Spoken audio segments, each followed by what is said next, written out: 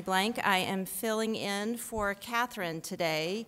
Catherine is in Spain with her son for his spring break, so I know she's going to have some wonderful stories to share with us when she gets back. But I want to welcome everyone on this beautiful second day of spring. I wore my green because I was so happy at seeing the sunshine. And we had a wonderful weekend of March Madness, particularly wonderful if you were pulling for ACC teams.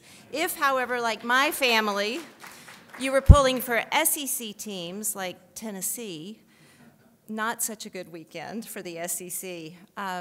But I am so looking forward to the conversation that we are having today with our member Doug Hooker and author Andrew Feiler, as well as the musical accompaniment that you're going to be hearing from Doug in just a few short moments. Really excited for that. But if you will, please welcome to the stage Jennifer Grant Warner of Fern Bank for our invocation and our pledge. Jennifer? Thank you. Good morning, good afternoon. I didn't check the time. Please join me for a moment of reflection before we begin our program today. As we gather today at the start of the first full week of spring, let us take comfort in the coming of another season and find inspiration in the resiliency of the natural world as its beauty returns in all its glory. Let us be inspired by this rebirth to find our own strength. As we navigate these challenging times, we are emerging from a pandemic and now faced with global humanitarian crises and the struggle to find peace. With this new season upon us, let us rededicate ourselves to service and to lifting our community through meaningful and intentional acts so that we can create that better future that we all deserve. As we prepare to hear powerful stories from our speakers today and contemplate our collective future, I'm reminded of a favorite quote from scientist and conservation leader Dr. Jane Goodall. And I want to leave us with this today. She says, "You cannot get through a single day without having an impact on the world around you. What you do makes a difference. And you have to decide what kind of difference you're going to make. So I ask each of us, what difference will we make as we move forward from today? Let us make a positive difference in our community as individuals and as a club. Thank you." Now for the Pledge of Allegiance. I pledge allegiance to the flag of the United States of America, and to the republic for which it stands, one nation, under God, indivisible, with liberty and justice for all. Thank you, Jennifer. And now I'd like to welcome to the stage Doug Hooker, who will introduce his guest and as well as give a little background about what you are going to be hearing. Thank you, Stephanie. The program committee decided to take a slightly different tack with today's program. And in keeping with the theme that you'll hear my friend Andrew Feiler and I talk about later on today, I'm going to perform with my accompanist, I'm going to perform the Negro National Anthem. And it's okay to call it the Negro National Anthem. There's no blowback for using the term in that context. It is called Lift Every Voice and Sing. It was originally a poem written by James Weldon Johnson, and a few years later, his brother, John Rosamond Johnson, wrote the music that we now sing very frequently in occasions celebrating Black culture. And so, before I play, let me just recite the words of the first verse so you'll understand what is the momentous feeling for this song. Lift every voice and sing till earth and heaven ring, ring with the harmonies of liberty. Let our rejoicing rise high as the listening skies. Let it resound loud as the rolling sea. Sing a song full of the faith that the dark past has taught us. Sing a song full of the hope that the present has brought us. Facing the rising sun of our new day begun, let us march on till victory is won. My accompanist, Trey Clegg, is a renowned organist and choral leader. He's known internationally for his organ capability and his organ compositions, and I'm fortunate to have him joining me today. So thank you, Trey.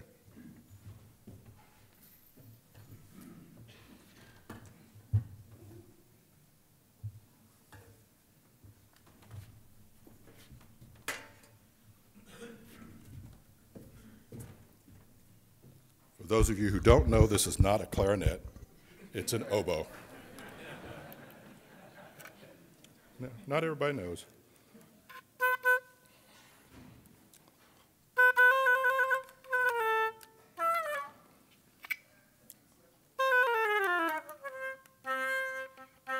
Got to get it warmed up.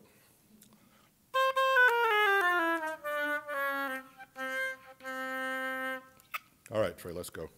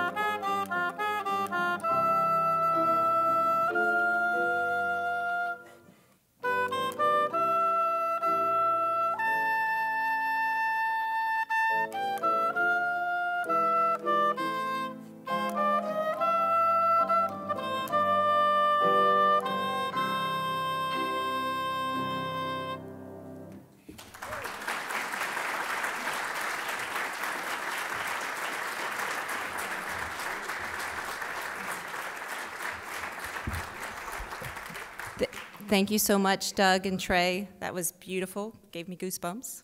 But now, please enjoy your lunch and the fellowship. I want to take a few moments and introduce the guests who are here today. If you will stand as I call your name, but we'll give applause at the end. Rick Mackerson, who's a guest of P.J. Bain. Howard Schutte, who is with Ross Rawson.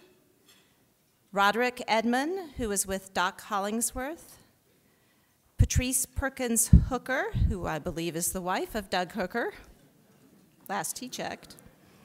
Trey Clegg, who you heard from earlier, who provided the piano accompaniment. Andrew Feiler, who is our speaker today. And Sheris Johnson, who is a guest of Helen Smith Price. Welcome to our Rotary Club.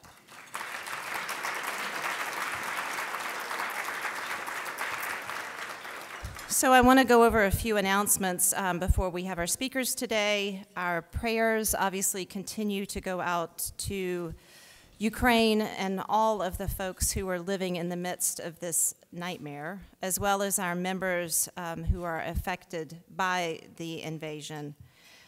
Jim Reed, who is our VP of International Service, is working with our Rotary District for a club initiative and how we can better help support Ukraine, so stay tuned for more information on that.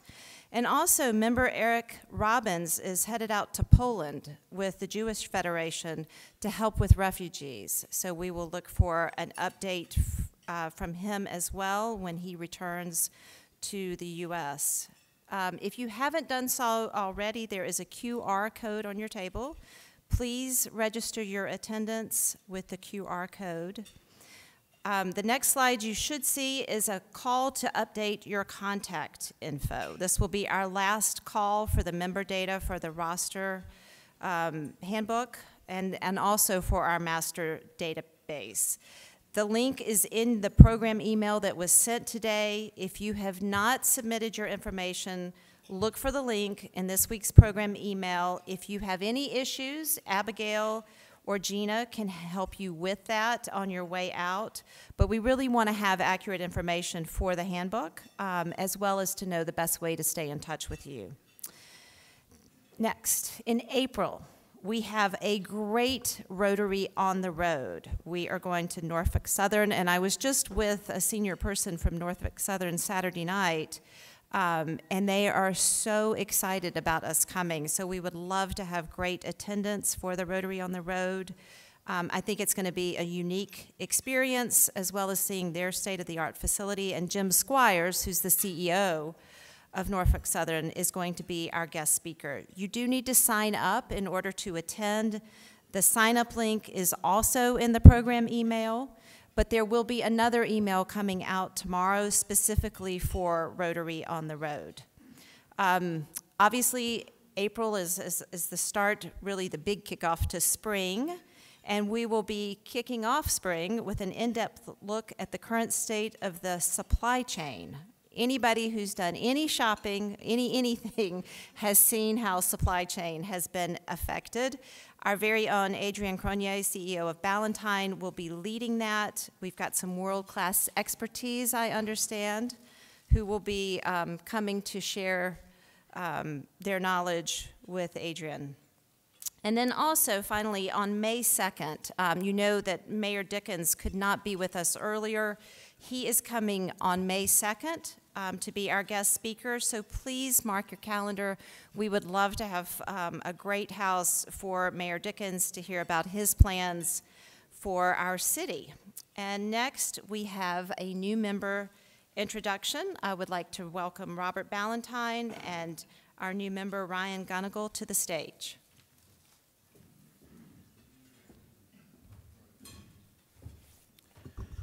Thank you, Stephanie. If you have children or perhaps young grandchildren, you are undoubtedly familiar with brands like Baby Einstein, Bright Starts, and Ingenuity. But what you might not be familiar with is that the wizard behind the curtain of the world's fastest growing infant and baby products company is the newest member to be introduced at Atlanta Rotary, and his name is Ryan Gunigal. Ryan is the CEO and owner of Kids 2 Group, a family of businesses dedicated to tackling modern parenthood from every angle. And since taking over the company from his dad as CEO in 2005, Ryan has grown the business from a small toy company to a design-driven global powerhouse that today ranks #1 globally in total baby and total gear.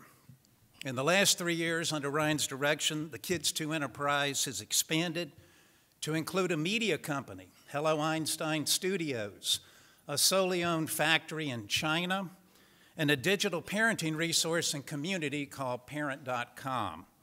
In fact, the company just licensed their first show to Netflix, and last week announced the acquisition of a publicly traded company, Summer Infant, to expand its growing portfolio of brands. Ryan is also co-founder and partner of Be Curious Partners, a venture capital fund investing in the reinvention of parenthood. And all this results in what you can imagine is a pretty cool culture built on the foundation of creating tiny wins and bright futures for all families across the globe. Ryan is a graduate of Emory University and serves on the board of Woodward Academy, where he chairs the finance committee. He and his wife, Lisa, are recent empty nesters. They have a daughter, Maggie, who is a freshman at Rhodes College, and their son, Thomas, leaves in June to serve his country as a member of the Marine Corps. In his spare time, Ryan enjoys skiing and cycling. And I hope you'll join me and fellow sponsors John McKinney and Michael Russell in welcoming Ryan Gunigal to the world's greatest Rotary Club.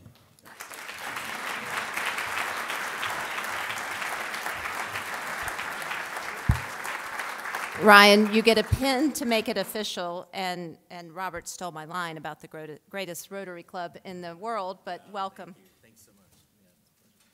Thanks so much. Thank you.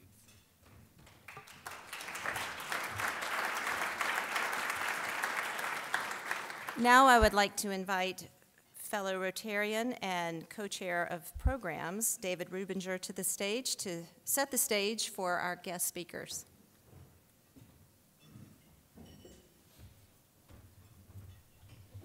Thank you, Stephanie. Fellow Rotarians, more than a century ago, two men, one a black educator and the other an American Jewish businessman, began a journey to build schools to educate African American children in the segregated South. The two men, Sears Roebuck President Julius Rosenwald and revered African American educator Booker T. Washington, forged a partnership to create the Rosenwald Schools. Fast forward to today. This philanthropic effort inspired two other men, one white and one black, close friends for decades, to honor and preserve the history and the deep impact of the Rosenwald Schools through their own passions for social justice through arts. Today, Rotary is honored to have Andrew Feiler and fellow Rotarian Doug Hooker here to discuss the amazing history of the Rosenwald Schools, their personal friendship, and the journey that brought them to bring this story to life through photography, essays, and music. Andrew Feiler is a photographer and author and a fifth-generation Georgian, having grown up Jewish in Savannah. He has been shaped by the rich complexities of the American South. Feiler's newest book of photography, A Better Life for Their Children, the Julius Rosenwald, Booker T. Washington, and the 4,978 Schools That Changed America, was recently published by the University of Georgia Press, and it is available for sale outside. Doug Hooker will soon retire as the executive director of the Atlanta Regional Commission that he has led for the past 10 years. Although he has no formal degrees in music performance or music composition, music has been a lifelong hobby of his. For many years, he has also composed music, including several large ensemble pieces for orchestra or band, works for small instrument groups, choral works, and songs. His most recent large-scale work is his second symphony, Without Regard to Sex, Race, or Color, which had its world premiere at the First Center on February 6th, 2022. I think it's fair to say that each of us, when we consider philanthropy in our lives, hope that 100 years from now, people will remember what we did with our donations. And I think what Julius Rosenwald and Booker T. Washington did, the fact that we're still talking about it today, this shows what the power of giving and philanthropy can do for a community. With that, I'd like to welcome Andrew and Doug to the stage for our discussion.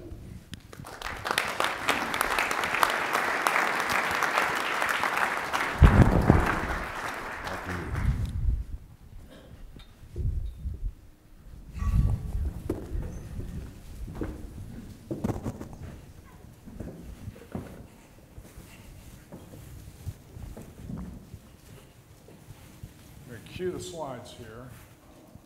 Here we go. One of the great joys in my life is my artistic collaboration with Doug Hooker. This book, which came out in the spring, it has been an extraordinary run. I'm going to talk about the book and the story of the Rosenwald Schools. Is a prelude to the conversation that Doug and I will have about our creative collaboration and Doug's art. This book came out in the spring. It was featured in this glorious double-page spread on the weekend edition of the Wall Street Journal, Smithsonian Magazine, 2 milestones for any photographer, CBS News, NPR. This book is in its 3rd printing. And in photography terms, it's a bestseller. It's been a transformative experience. I want to start with a simple premise. The Rosenwald Schools are one of the most transformative moments in the first half of the 20th century. It dramatically reshapes the African American experience. It dramatically reshapes America, and yet it remains hidden history, and its scope and sweep are largely unknown.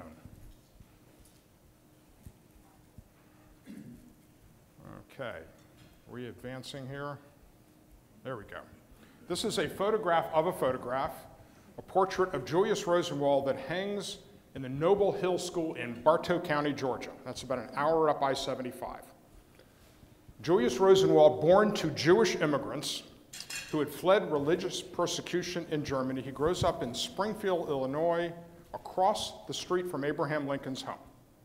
And he rises to become the president of Sears, Roebuck and Company, and with innovations like Satisfaction Guaranteed or Your Money Back, he turns Sears into the world's largest retailer of its era, and motivated by his Judaism, he becomes one of the earliest and greatest philanthropists in American history, and his cause is what only later becomes known as civil rights.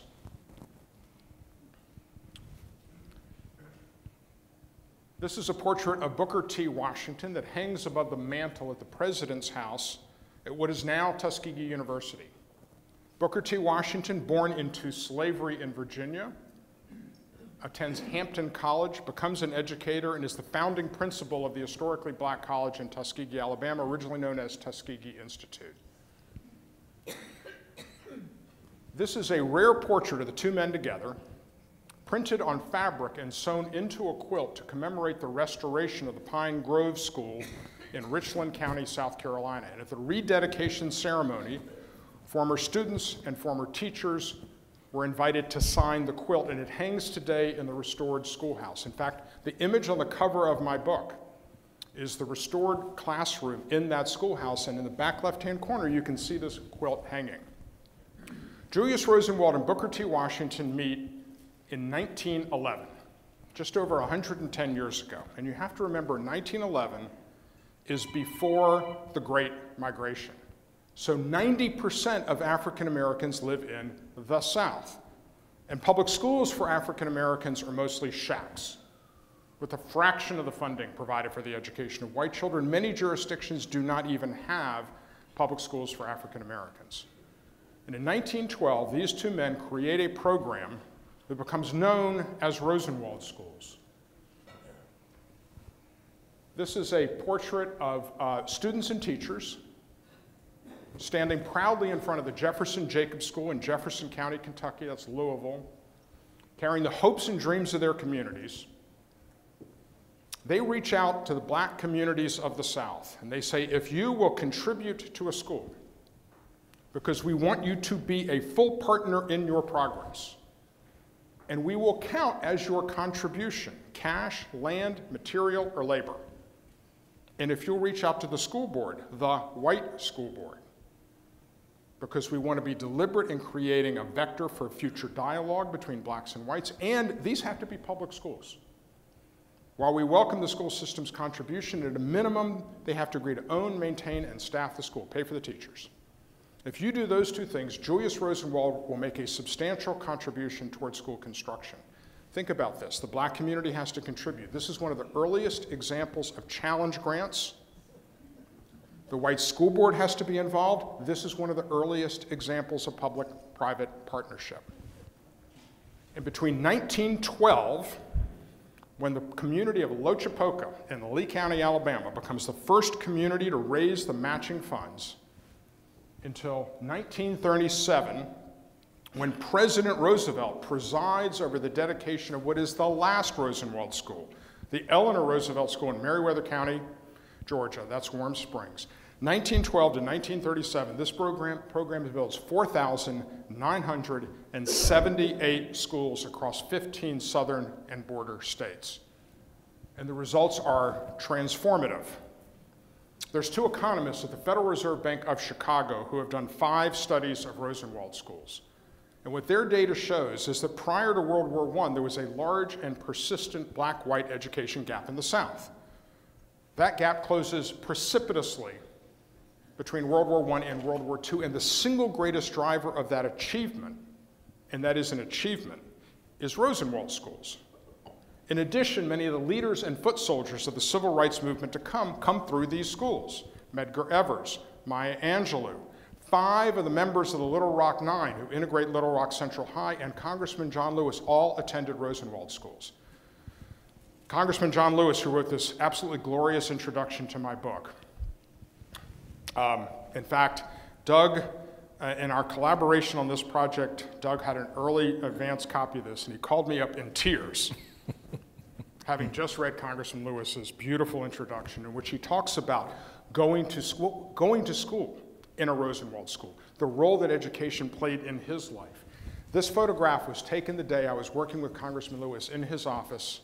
It was October 29th of 2019. It was exactly 60 days later, on December 29th of 2019, that Congressman Lewis went public with his pancreatic cancer diagnosis. His contribution to this work is one of Congressman Lewis's last public acts.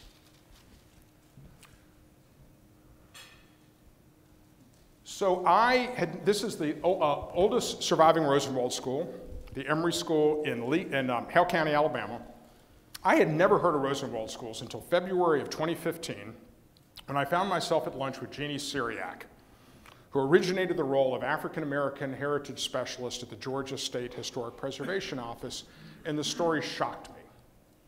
I'm a fifth-generation Jewish Georgian. I've been a progressive activist my entire life. The pillars of this story are the pillars of my life. How could I never heard of Rosenwald Schools?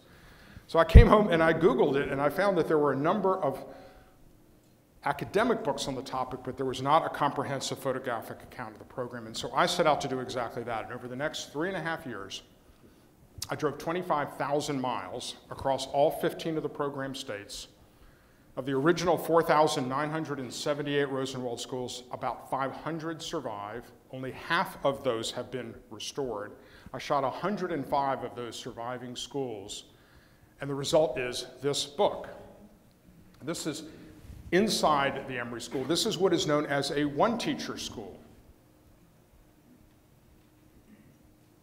That is the Hope School in Pomeria, South Carolina. This is what's known as a two-teacher school. If you go today to the National Museum of African American History and Culture on the National Mall, you will find from this schoolhouse 6 school desks, 1 potbelly stove, and the original sign proclaiming Hope School. This is what's known as a two-teacher school. The 3-teacher school, the Pleasant Plains School in Hartford County, North Carolina. Now, note, these are 1, 2, and 3-teacher schools, all small white clapboard structures. By the end of the program, they're building 1, 2, and 3-story red brick buildings. This is the Dunbar School in Pulaski County, Arkansas, otherwise known as Little Rock. Now, I knew this was an amazing story, but how do you tell it visually? I started out shooting exteriors, and it's a fascinating architectural narrative. But with only half of the only 10% of the schools surviving and only half of those restored, I realized that the adaptive reuse narrative was so important. So many of these schools were small that they were outgrown as educational facilities long ago. In fact, of the 105 schools I went to, only 5 are still in use for educational purposes. So I had to tell the adaptive reuse narrative, and to do that, I had to get inside, and to do that, I needed permission. And it was in that process that I met all these extraordinary people, former students, former teachers, preservationists, civic leaders, and I bring their stories into this narrative through portraits. These are the Pleasant Hill Quilters in Cass County, Texas. The school, 3 of these women had parents that attended Rosenwald schools. 3 of these women attended Rosenwald schools, and LaJoyce Flanagan, who's at the center of the front row, was a teacher in this school. These women quilted to raise the money to restore the Pleasant Plains School and to turn Pleasant Hill School to turn it into the community center that it is today, and the women meet on most Mondays in the schoolhouse to quilt. Some of these schools have become church halls. Many were built next to churches because the churches led their fundraising efforts in their communities. Some are museums. This is the Warfield School in Montgomery County, Tennessee, with this photograph of Abraham Lincoln and the pattern of these 9-over-9 pane windows that are an iconic feature of Rosenwald School's architecture. But many remain in disrepair. This is the Hannah School, which stands across from the Hannah AME Church, where the graveyard of the church has grown up around the school. You see the schoolhouse is in great disrepair, at risk of collapse. These buildings are a locus of history and memory in our communities, and when we lose those historic resources, we lose a part of our soul. And indeed, I came across schools on this journey that had collapsed so recently that they were surrounded by yellow caution tape or emergency fencing. This is the W.E.B. Du Bois School in Wake County, North Carolina.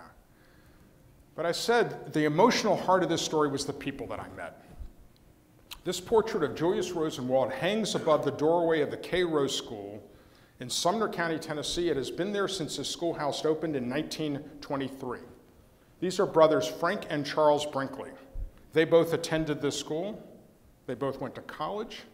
They both went to graduate school. They both became educators. Frank became a high school math and science teacher. Charles becomes a middle school principal. They have 4 sisters, all went through this school, all went to college. These 6 siblings have 10 children, all 10 children went to college. That legacy may not have happened without this schoolhouse. The Bay Springs School in Forest County, Mississippi. This is the story of Vernon Damer Sr. Vernon Damer's grandfather donated the 2 acres of land for this school. Vernon Damer attended this school.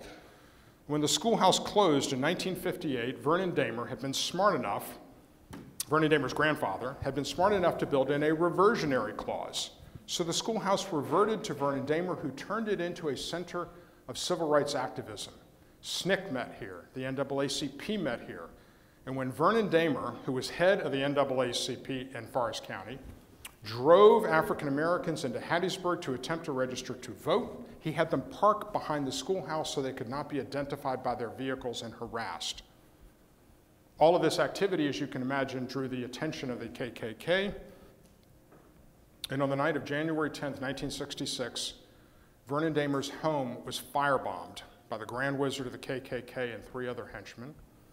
And Vernon Damer stood in the window of his house with a shotgun holding off the attackers while his wife Ellie got their children out the back door.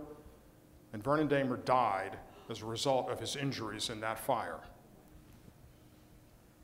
This is Ellie Damer, the widow of Vernon Damer, who attended inside the Bay Springs School. Ellie Damer went to a different Rosenwald school in Mississippi, went to college, came back and taught in this schoolhouse. And when this schoolhouse closed in 1958, she was denied employment at the new school because of her husband's activism, and she had to get a job at a school district 35 miles away, and she taught there for 21 years. Their son Dennis has recently completed a restoration of the schoolhouse to bring it back to its community center roots. The last schoolhouse I'm going to tell you about is the Hopewell School in Bastro County, Texas, here at the last stages of its renovation. This is inside the schoolhouse. You see the mottled texture on the wall, that's primer. There's plastic sheeting on the ground, on the floor. The potbelly stove on the right is wrapped. The photograph in the center of this image is from the 19th century. This is Sophia and Martin McDonald. They were both born into slavery. Upon emancipation, they started raising farm animals. They acquired some land, they acquired some more land, they eventually acquired 1,200 acres. And when the Rosenwald Schools program came to Bastrop County, Texas in 1919, they donated 2 acres of land for the school. Its first teacher was their daughter. One of her first students was her daughter, Sophia Williams, shown on the right here, holding up this portrait of her grandparents. Her husband, Elroy Williams, on the left, went to a different Rosenwald school in Bastrop County. They both went to college, they both came back and had an entire career as educators in Bastrop County, and now they're in the final stages of leading the restoration of this schoolhouse. I found this story time and time again. Students becoming teachers, becoming the keepers of history and memory in their communities. And it was one of the reasons why I decided to write a story that goes with every photograph, or in some cases pairs of photographs in this book, because I found Rosenwald Schools directly connected to the Trail of Tears, the Tuskegee syphilis study, the Tuskegee Airmen, murder, embezzlement, and those are part of this body of work. So I want to just comment before I transition to bring Doug into this story about the title of this work. Julius Rosenwald was looking for a better life for his children. Booker T. Washington was looking for a better life for his children. the African American communities that were already being taxed to pay for white schools were looking for better lives for their children. At the heart of this story, Julius Rosenwald, Booker T. Washington, white-black communities, white school boards, are people who reached across divisions of race, religion, and region and fundamentally changed this country. And to all of us in a room like this, this speaks to us because it reminds us that individual actions matter and that we can and do change the world, we can and do change Atlanta. So Doug Hooker and I have been friends for more than 20 years. We have served on boards together. We have been in political campaigns together. And not quite 20 years ago, we found ourselves sitting next to each other at a civic gathering talking about our art. We were both starting down the paths of taking our art more seriously, mercifully being taken more seriously.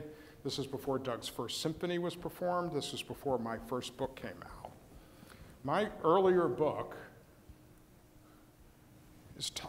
is a portrait of an largely abandoned college campus. It's the campus here in Atlanta of Morris Brown College. I will preface this by saying I am thrilled that Morris Brown is on its path back to reaccreditation. These images were shot in 2013, right after Morris Brown College filed for bankruptcy. And the title comes from an inscription on the school bell that hangs in the tower above Morris Brown College. That bell was hung in May of 1888, and the inscription reads in part, "Dedicated to the education of youth without regard to sex, race, or color." This book came out in 2015. It's a portrait of, it uses these education spaces we are all so familiar with.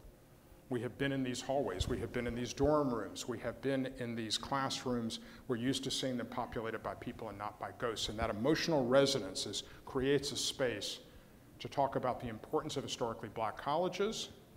Indeed, there were originally about 120 historically black colleges. We're down to about 100. Those 100 colleges are 3% of colleges in America. They are 10% of African Americans who go to college and more than 25% of African Americans who earn degrees, which replants this story. In the center of this core societal debate we have today, how do we create opportunity in America and an on-ramp to the American middle class?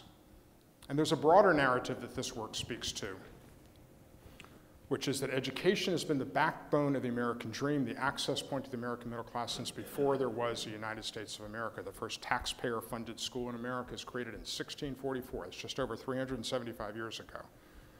And there's a direct connection between that, land-grant colleges, historically black colleges, Rosenwald Schools, the educational provisions of the GI Bill, Brown versus Board of Education. Today we are talking about college affordability, college access crisis. This is a 375-year tradition that is at risk, and that's what this book was about. And when the book came out, there was an exhibition of this work. There's an exhibition of the work of this current book that's traveling the country. It was up at the National Center for Civil and Human Rights the latter half of last year. It's now in Charlotte.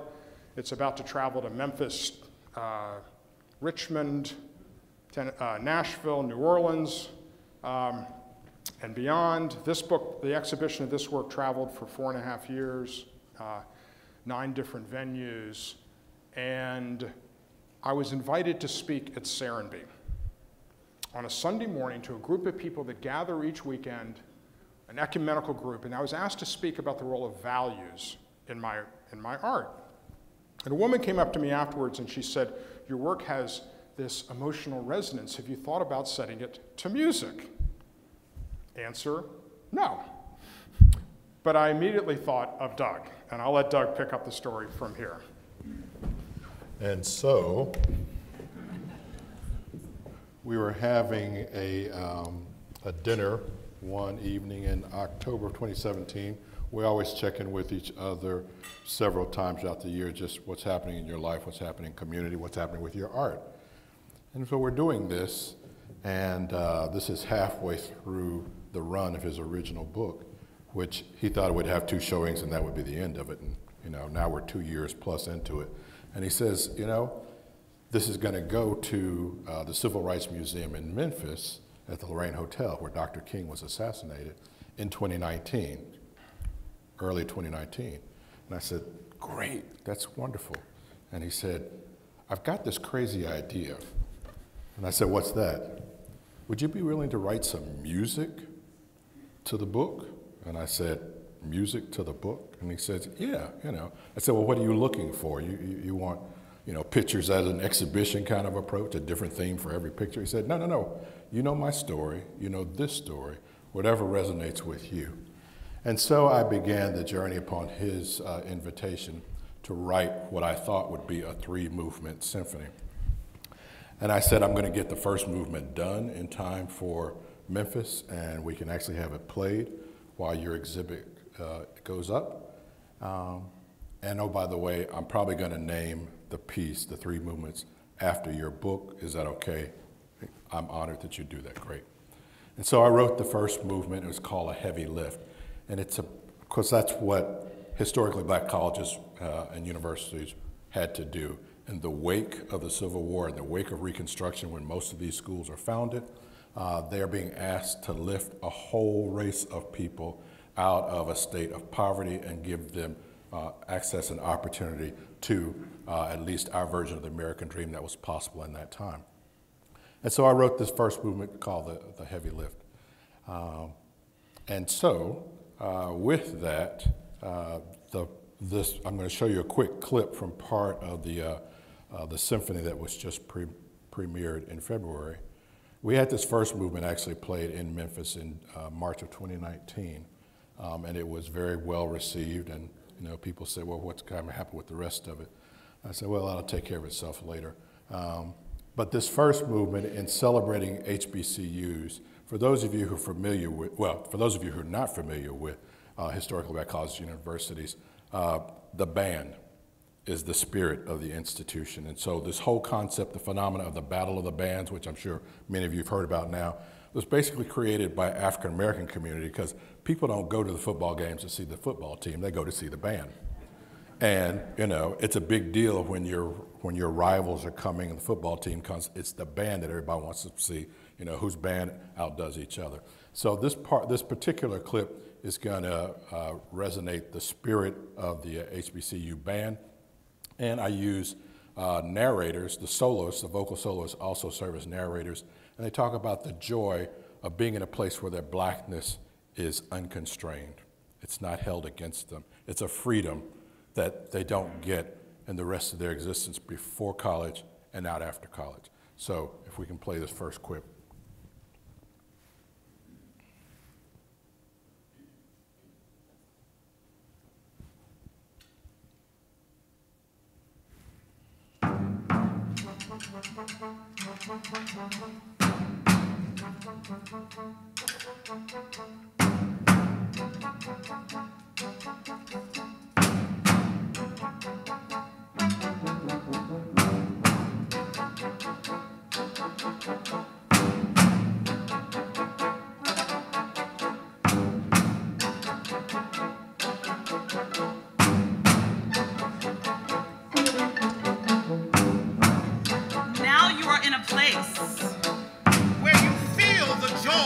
The joy of your blackness throughout your entire being.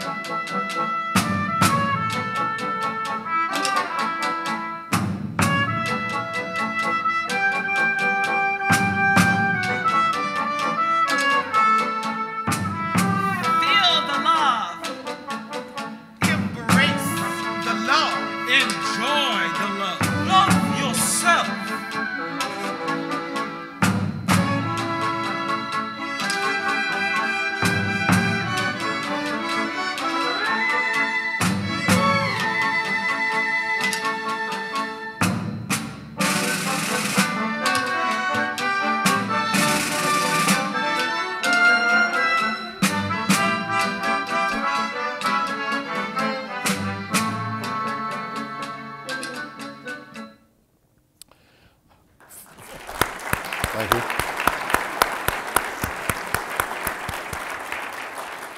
Trey Clegg conducting. Trey Clegg was the conductor of the orchestra, which is another great story for another time.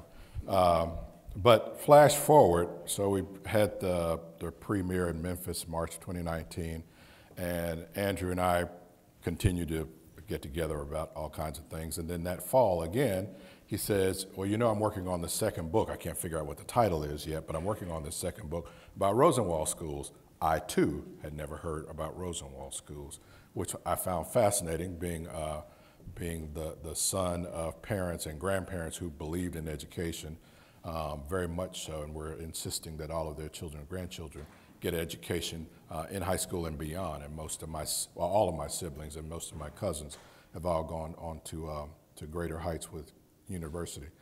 But he said, you know, I'm doing this second book now. Do you think you can write the second movement? I said, okay. He said, because you had originally envisioned a 3-movement thing. And I said, yeah, I had envisioned that.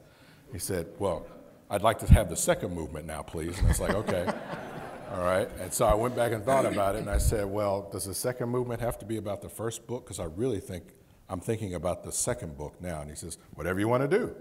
And I said, great, okay. And so I wrote this piece, and it's called J.R. and Booker T. Julius Rosenwald was known by his family and close friends as J.R. And Booker T. Washington, of course, a famous African-American educator. And I want to talk about the dynamism of the two men and each of their individual influences on this country, but how their partnership took us to another place in this country that I don't think Atlanta would be what it is without the Civil Rights Movement. And certainly the Civil Rights Movement would not have been what it was without the partnership of these two men that allowed for a lot of African Americans to get educated, where previously they were denied that. So this particular clip comes from the partnership theme of the second piece, which of course is a lot longer than this, but just a real short demonstration of the partnership piece. And it's all instrumental at this point in time.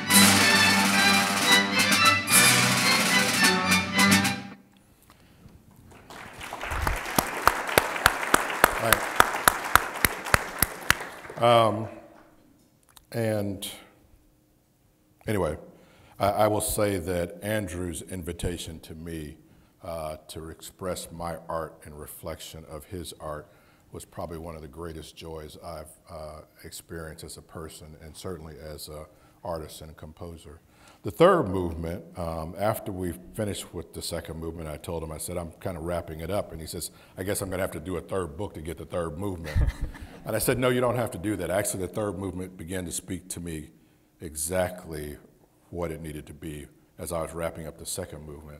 And I said, it's not about the past, it's not about the present, it's about an aspirational future, a place when I am free to be. And I use that English deliberately, a place when and a time where I am free. Thinking of space-time continuum that Einstein said we live in. Space and time are not separate things, but they're joint phenomena.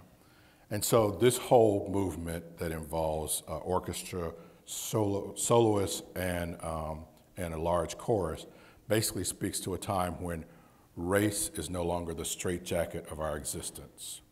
And it's a future and a time that we are not experiencing now, but that I believe is possible somewhere out in that time and place long beyond my lifetime, probably. And so this third movement is called A Place When I Can Be, and this is nearing the climax of the piece, so let's play that, and then we can take any questions you might have for me and Andrew.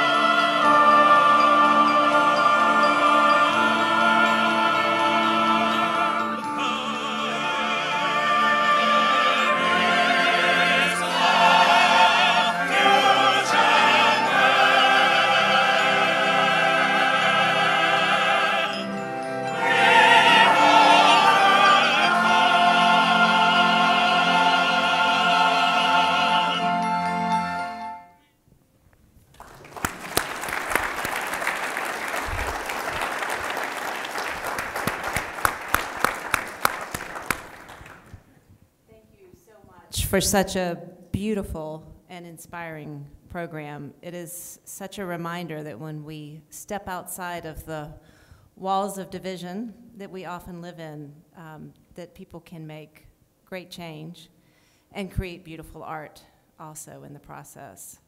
We have a few minutes for questions. I had one I wanted to kick off with. Most of the folks that were shown in the photos are of an older generation. Do you see a younger generation taking up the mantle of the Rosenwald Schools and preserving that? Yeah, I'd say two things. I think it's still on. Yeah, we're good. There are 21 portraits in this book. That include, some of them are group portraits. There's 47 people. 5 of them have since died, including Congressman Lewis. This history, this memory is perishable. And I kind of feel like I got to this story just in time. But the answer to your question is yes. In fact, the portrait that I shared with you of Elroy and Sophia Williams holding up this portrait of her grandparents, the person who got me access to them was a man named David Porter, who works for a nonprofit in Austin, Texas that does historic preservation. And he took it upon himself to raise the money that allowed them to restore that schoolhouse. So yes, there are lots of the leadership that is coming in the restoration. It is the former students and the former teachers that are driving the passion, but a lot of the legwork is being done by younger generations. It's great to hear. And also a small world story tied to that is the construction company that donated all of their labor to do the restoration of that school. The husband and wife. The wife was a secretary of mine way back in the day when I was Public Works Commissioner. She's since moved on, and she and her husband started this construction company. When I told her about this project, her husband had just died. And I told her about Andrew's thing, and she said, that was the school that we did. That was the school. And so I've told Andrew that story. In fact, I sent him a photograph of their grandkids holding picture of Andrew's book. So, are there questions from the audience? Yes, Charlie. Why is so little known about the Rosenwald School movement? So Julius Rosenwald was one of the earliest philanthropists to specify that all the funds would be spent down within a certain number of years of his death. Julius Rosenwald believed that the generation that helped create the wealth should benefit from the philanthropy that came with that wealth. And so he mandated that all the funds would be spent within 25 years of his death. In fact, he died in 1932, and 15 years they spent down the funds, and the Rosenwald Fund shuts down in 1948. This has become very fashionable in philanthropy today, right? Bill Gates has said this, Warren Buffett has said this, here in Atlanta, Bernie Marcus has said this.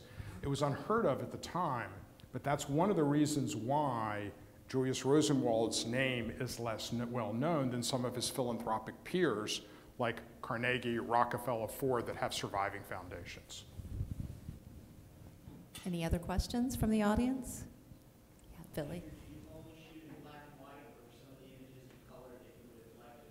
That's a good question. So you saw, one of the photographs I showed was of these students and teachers out in front of the Jefferson Jacobs School in Kentucky. All of my bodies of work have been in color. But photography actually plays an important story in the history of this program. The program begins with a pilot of 6 schools, all close to Tuskegee, where Booker T. Washington and his team can keep an eye on them. And he has photographs made of these students and teachers standing in front of their schools. And he sends them to Julius Rosenwald, who writes back that he is so moved that he is committing to expanding the program. And these photographs continue to be made throughout the history of the program. They're an important part of the visual narrative of this story.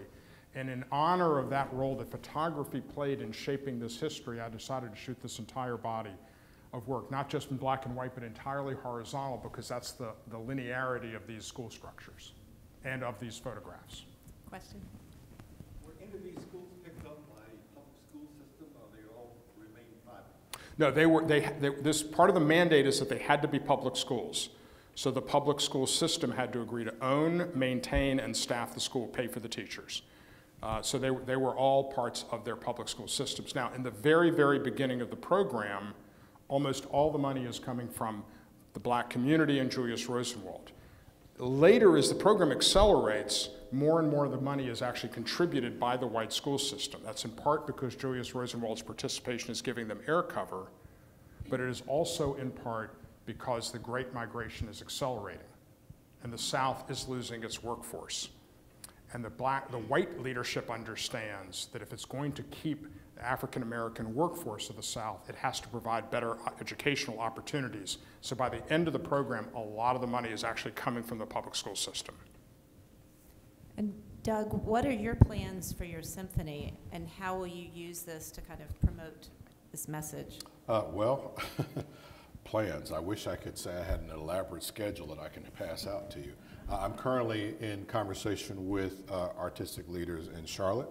We're hoping to get the symphony mounted and promoted done there while Andrew's exhibit is still up in Charlotte. But if not, we'll chase him. I mean, we might be chasing his exhibit all over. There's interest in South Bend, Indiana, where Notre Dame is, and also in Charlotte, and potentially having concerts there. So we'll see. Maybe I can get the ASO to do it at some point in time. Ooh. Well, I will add that after the symphony, among the thousands of social media posts, there was one where somebody said, who was there, that this was such a magical evening and such an Atlanta evening, that he hoped that this would become a regular feature of the celebration of Black History Month in Atlanta, and I share that aspiration for Doug. We'll see. Well, please join me in thanking Doug and Andrew.